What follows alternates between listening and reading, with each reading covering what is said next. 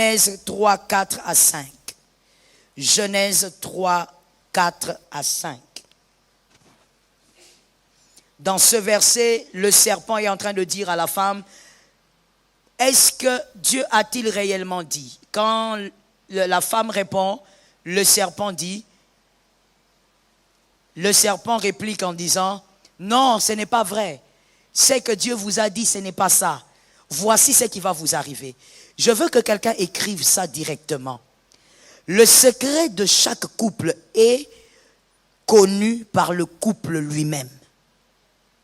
Le secret de réussite de chaque couple est connu par le couple lui-même.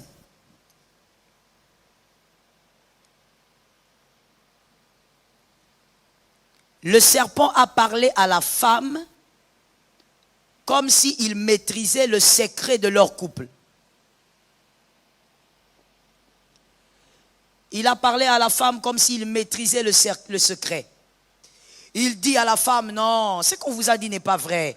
Voici ce qui va vous arriver si vous mangez. Vous serez comme Dieu. Vous deviendrez intelligent. Le secret de la réussite d'un couple, fiancé ou marié, est détenu par le couple lui-même. Personne de l'extérieur ne doit venir te dire, voici le secret de votre réussite. Parce que quand deux personnes se mettent ensemble dans la volonté de Dieu, Dieu va vous révéler quoi faire pour que votre couple réussisse. Tout ce que les autres vont dire à côté, ce sont des conseils à ajouter. Mais il n'y a personne d'autre qui saura quoi faire exactement pour faire évoluer ton couple plus que toi-même. Est-ce que quelqu'un m'entend? Interdis-toi d'avoir quelqu'un qui est toujours là. Lui n'est pas un conseiller, c'est un décideur. C'est que lui te dit, il t'oblige, lui-même d'ailleurs, t'oblige à le faire. Que ça soit dans le couple, fiancé ou marié. Je dis c'est un danger. C'est déjà le venin du serpent. Quelqu'un qui se transforme en décideur. Retenez le chemin et écrivez. Dans le couple, déjà quand on est fiancé officiel, on commence déjà par là, jusque dans le mariage. Le mari est le roi de votre couple, pas de votre famille, pas de l'église. À l'église, c'est Jésus le roi. Votre mari est le roi, vous êtes la reine, vous êtes la reine, vos enfants sont des princes, Jésus est Seigneur. Le Saint-Esprit est le guide. Voilà le schéma. Vous êtes la reine, votre mari est le roi, les enfants sont des princes. Ils doivent vivre comme des princes. Voilà pourquoi les parents doivent se démener pour que les enfants aient une vie convenable. Un père, une mère ne peut pas dire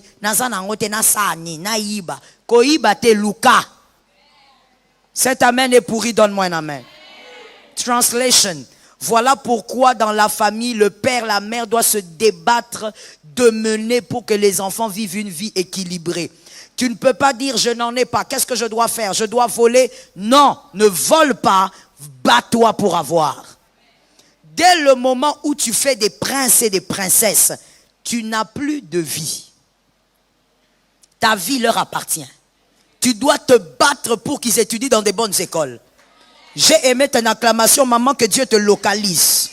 Parce que quand on libère la parole, il ne faut pas être comme si on est dans un stade. On n'est pas dans un stade, ce n'est pas la RTNC. Tu dois te démener, ton mari et toi-même. Dès que vous faites des princes et des princesses, tu ne dois pas dire, moi c'est genre de travail depuis que j'étais chez mon papa. Toi tu crois que tu es chez ton papa. Tu n'es plus chez ton papa qui était ministre. Tu n'es plus chez ton papa qui était un grand businessman. Tu es maintenant chez ton mari, chez toi. Et donc tu vas te démener pour que ces princes mangent bien. C'est pas que tu sers aux enfants quelque chose qui ressemble comme à quelqu'un qui est au milieu de la guerre. Au milieu de la guerre de nos pauvres frères. Que Dieu soutienne l'Ukraine. Pourquoi tu dis pas amen? Eh, ou tu ne connais pas de quoi on parle? Tu crois que c'est votre voisin? Que Dieu soutienne l'Ukraine. Donc tu es là en train de servir aux enfants des choses. Même l'enfant regarde. Tu vois, il y a des enfants qui disent, maman, je ne veux pas manger. Maman, c'est pas que l'enfant n'a pas faim, c'est que tu as mis dans l'assiette. Il y a des enfants qui ont grandi en disant, moi je n'aime pas les légumes. Le problème c'est quoi? La manière dont maman préparait les légumes là, même chez les prisonniers, c'était pas comme ça. Ça veut dire l'enfant, jusqu'à l'âge, d'ailleurs il y a des gens qui sont comme ça ici là. Jusqu'à l'âge où tu as grandi là, il y a des légumes que tu n'aimes pas. Parce que la manière dont tu préparé ça à la maison. D'autres aussi c'était bien préparé, mais tous les jours, haricots. Donc, tu as grandi, tu as le dégoût. Tu as fait une alliance avec ta propre vie. Moi, quand je vais me marier, pas d'haricots même à la porte de ma maison. Pourquoi? Tous les jours chez vous, c'était le haricot. Tu mets au monde des enfants, tu es content, tu m'annonces, maman, je suis enceinte. Merci. C'est un prince qui vient. C'est une princesse qui arrive. Tu n'as pas le droit de me dire, non, maman, j'ai tout fait, je n'arrive pas. J'ai déposé d'abord un chez mon oncle et une autre chez ma petite sœur. Je t'interdis de vivre sans tes enfants. Ça tombe sur toi au nom de Jésus. Sur moi-même 2000 fois. Je t'interdis de vivre loin de tes enfants. Tu vis avec eux sous le même toit. Tu dois te démêner du moment où le bébé sort, avant même qu'il sorte. Tu te démènes pour que l'enfant ne manque de rien. Est-ce que quelqu'un m'entend? Tu n'es pas en train d'aller vivre dans le péché. Ne va pas envier quelqu'un. Mais tu dois te battre parce que c'est ta responsabilité. Tu ne dois pas être là en disant, non, j'attends leur papa. Ça veut dire quoi? Il était seul là-bas. Sur les rings, il était seul. Vous n'étiez pas à deux. Si on ne fait même pas attention, c'est toi qui l'as attrapé fort. Tu as oublié? Il n'était pas seul là-bas. Oh non, c'est leur papa qui va trouver. Toi, tu es leur maman. La mère, c'est la source. Tu es la source. Et tu dois t'organiser pour que ces enfants étudient bien. Écoute et retiens pour la vie. Tes enfants doivent étudier dans les meilleures écoles que toi.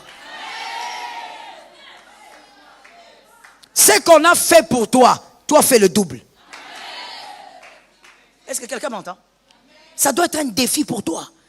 C'est pourquoi je les appelle les princes et les princesses.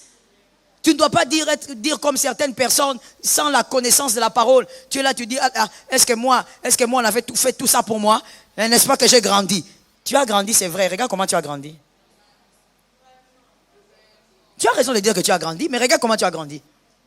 Il te suffit de voir quelqu'un passer avec sa voiture. Les sorciers.